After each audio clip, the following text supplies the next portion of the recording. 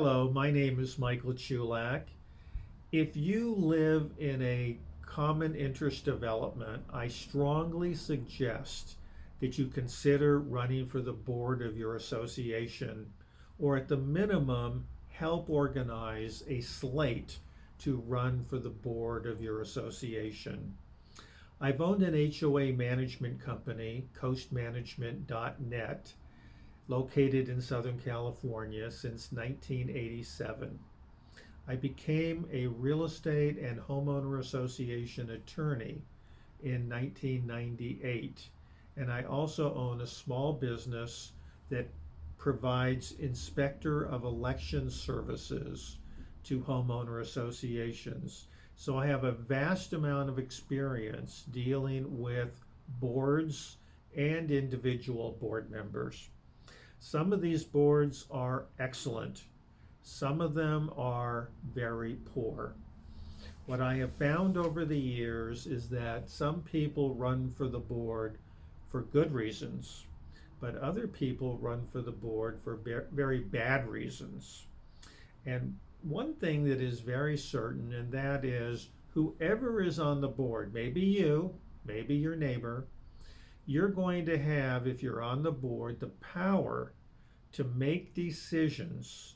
And if you don't make the decisions, somebody else will make the decisions, and you may or may not like what they do.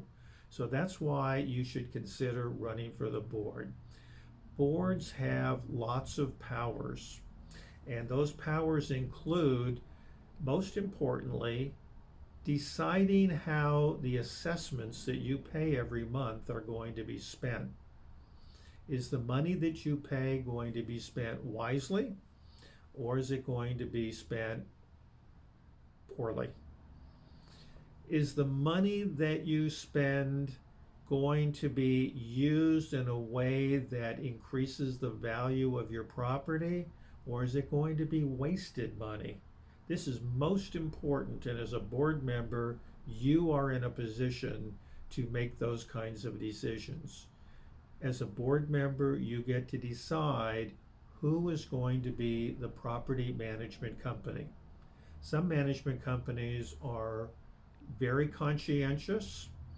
They treat people respectfully and fairly, and they are competent, and some are not so competent and do not have the best interest of all of the homeowners in their minds.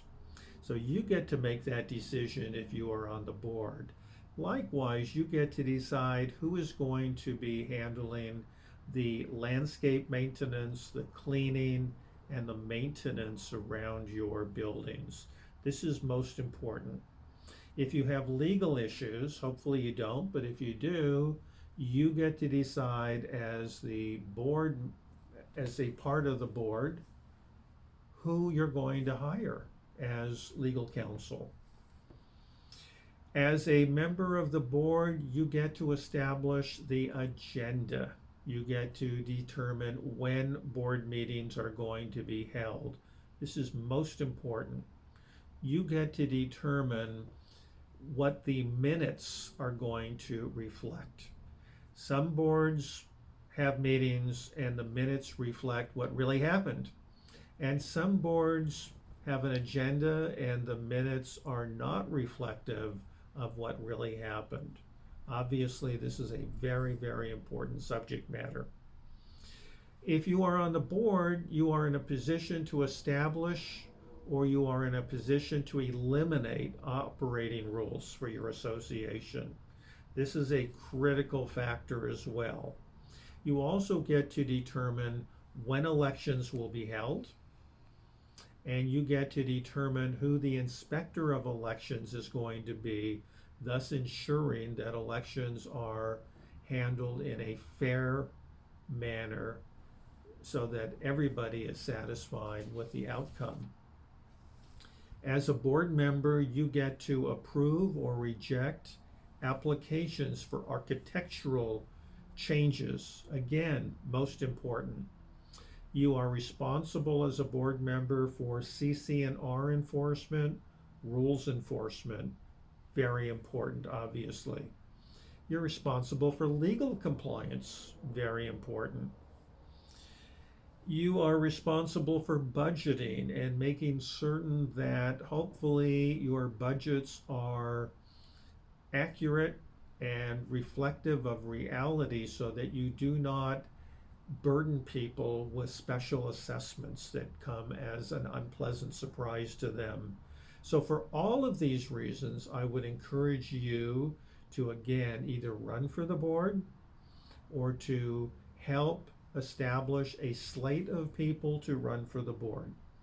In another video, I'm going to show you how to become a board member, what you need to do to get elected.